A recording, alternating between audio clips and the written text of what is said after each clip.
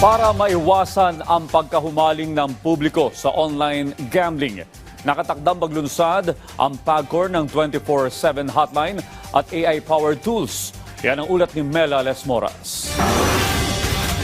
Hindi pabor ang PAGCOR sa isinusulong ng ilang kongresista na tuluyan ang ipagbawal ang online gambling sa bansa. Ayon kay PAGCOR Chairman and CEO Alejandro Tenco, mas malalagay kasi sa panganib ang ating mga kababayan dito at tiyak na hahanap pa rin ng paraan ang ilang negosyante para maipagpatuloy ang kanilang operasyon. Ang masakit pa niyan, tiyak na mababawasan ang kita ng gobyerno. Ang posisyon namin ay stricter regulation. Maski po sa magkaroon ng total ban, tuloy din po ang illegal gambling at ang masakit po ron ay lalong malululo ng Pilipino dahil walang proteksyon ang mga manunugal kung sakaling total ban na po yan at higit pa ron ay wala pong papasok na revenue talaga sa ating pamahalaan. Aminado ang PAGCOR na lumobo ang bilang ng mga Pilipinong naaadik sa online sugal ngayon.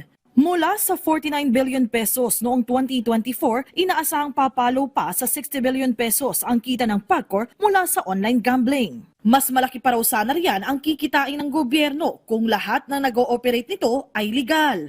Yun nga lang sa tala ng PAGCOR, halos 40% lang ng mga operasyong ito ang rehistrado sa gobyerno, habang higit 60% naman ang illegal. Bilang tugon, pinaigting na raw ng PAGCOR ang pakikipagtulungan sa DICT, CICC, PNP, NBI at maging sa BSP ukol dito. Kamakailan lang, may maganda na rin daw na ibunga ang paghihigpit ng BSP. Magsimula po nung araw ng linggo hanggang kahapon ay bumagsak po ng siguro 50% ang online gaming transactions. Magsimula nung iniutos ng Bangko Sentral na mag-delink muna ang mga e-payment platforms na ito sa integration with online gaming companies. Git ng PAGCOR, may mga hakbang na rin sila para matulungan ang mga kababayan nating naaadik sa sugal. Nakatakda silang maglunsad ng 24/7 hotlines. Makikipag-tie-up din sila sa ilang software companies para sa paglulunsad ng AI-powered tools sa mga susunod na buwan. Una, meron na pong self-exclusion buttons.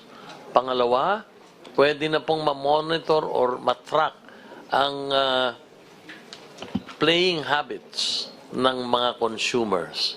Kung saan, kung makikita ng software o mamomonitor sa software na mas malaki ang natatalo mo sa iyong pagkapanalo, malaki na ang dinodeposito mo compared to your average deposit, then automatically your account will be suspended and reviewed.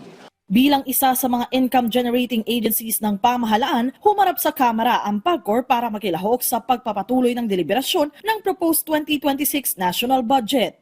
Habang pinalalaki ang kaba ng bayan, pagtitiyak ng PAGCOR, patuloy rin nilang paiigtingin ang kanilang serbisyo. Mela Lesmoras para sa Pambansang TV sa Bagong Pilipinas.